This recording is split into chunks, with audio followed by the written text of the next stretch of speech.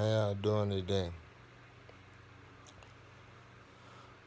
I want to send peace and love and all positivity and energy to everybody out there.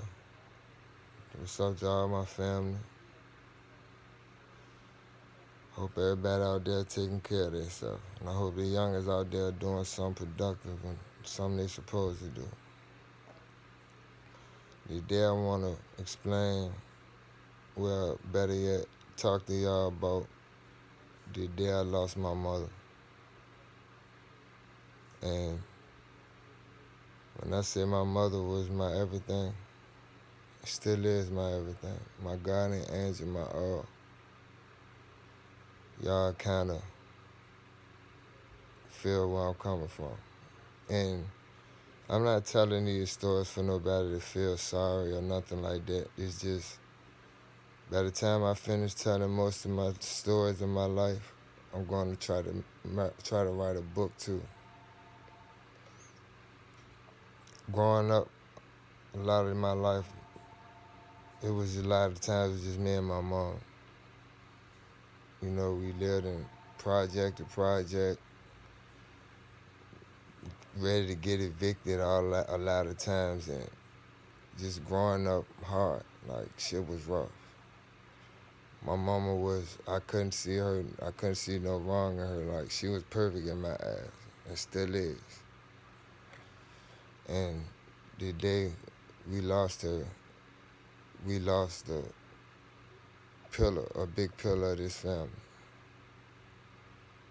But about 14 years ago, I would say, I'm 37 now, so about 14, probably going on 15 years ago on Christmas Day.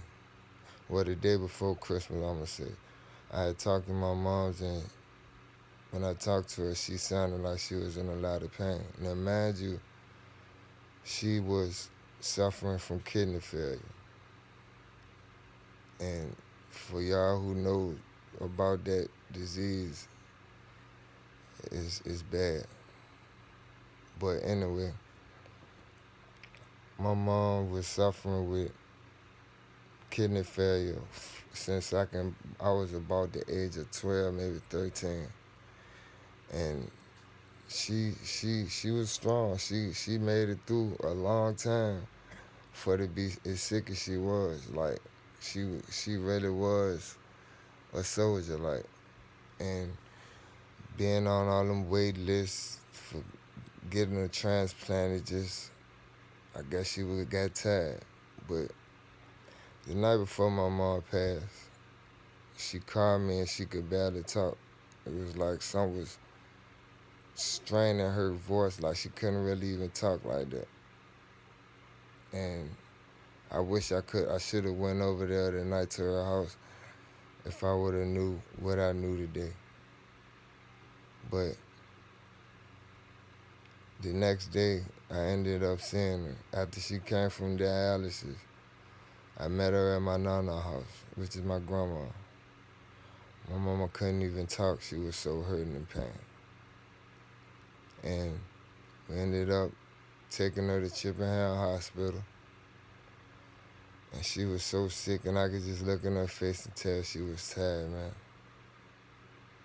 And I'm going to tell y'all this, when you got to make a decision to keep watching somebody suffer or just pull the plug and let them be free, that's one tough decision to make. And that's something me and my little brother had to deal with. But anyway, when we get to the hospital, it was like, the doctors and all the nurses there was so mad, and they weren't even really worrying about my mom, because I guess they was mad because they had to work on a holiday. I don't know, but I'm snapping on everybody. Y'all need to come in here, help my fucking mama. Like, snapping. The lady gonna tell me if I don't calm down, they gonna get the police. Man, I said, that police, man, help my mama do that. So they ended up putting my mama on a dialysis machine at the hospital. Because, you know, the dialysis, like, it cleans the blood. So they put her on the machine. She was stable for a little bit, but it's like when death on somebody, you can see it in their eyes. Like my mama had like mucus dripping down there from her eye, like she was just almost lifeless. She was like a vegetable, and the doctor said she was brain dead anyway. It was we couldn't help her no more. So it was a decision to keep her alive and let her be brain dead, or just let her be at peace. Now, how this story turns out is gonna be kind of crazy. God is real. That's all I'm gonna say. But anyway, my mom stayed. They had her on the life support giant for like 2 days, but some was just telling me just to let her go, could let her be at peace, cause she was in so much pain, man.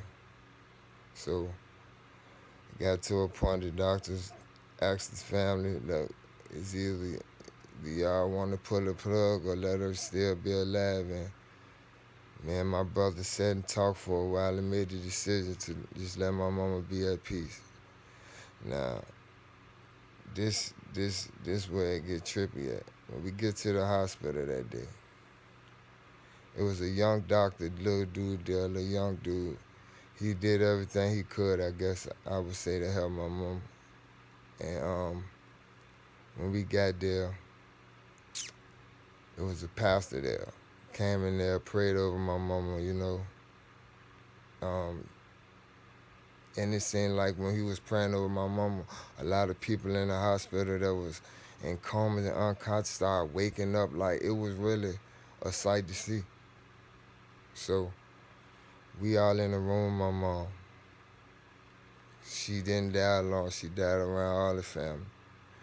So when that doctor pulled that plug, when I seen my mama took her last breath and had a big smile on her face, that was the most peaceful thing I ever seen. My mama smiled so hard when she took her last breath, like she knew she was going somewhere that won't stressful no more. She ain't had to live in agony and pain no more. And yeah, all us was hurt and sad at the fact that they pulled the plug, and when they pulled the plug, all that fucking blood and shit in the room went everywhere. It was just, ah, my mama went through a lot, man. Like, it's kind of taking me a lot to explain what happened, but maybe somebody need to hear this. But after we pulled the plug, my mama said, and the relief that we heard in that last breath she took was just amazing, man. So,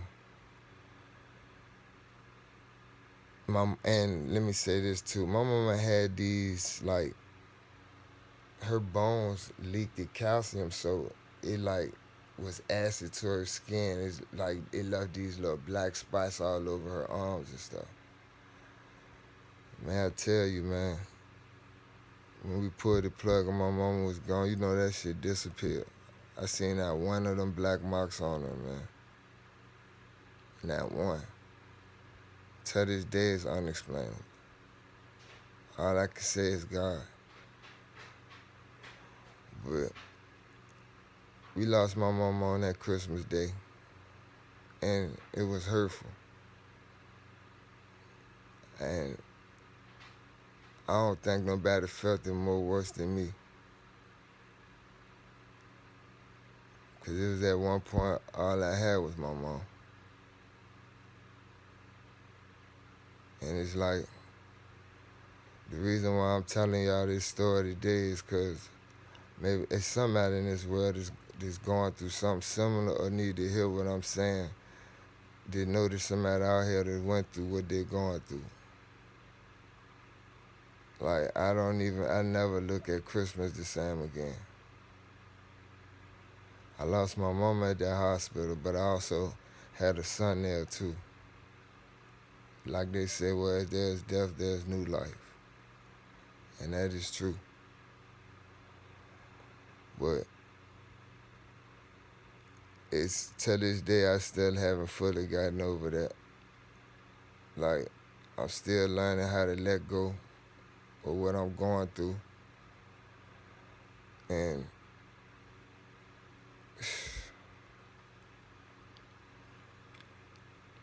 it's hurtful, man. To lose your moms. If you still got your mama and your dad out there today, let them know how much you love them. Hug them and kiss them as much as you can.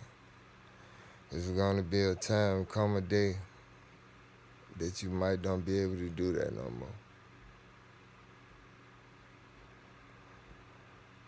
But like I said, I know she wasn't suffering no more. She's in a whole better place now. But that did traumatize me a lot going through that situation. And for a while I was going through a mental state that I couldn't really be around nobody.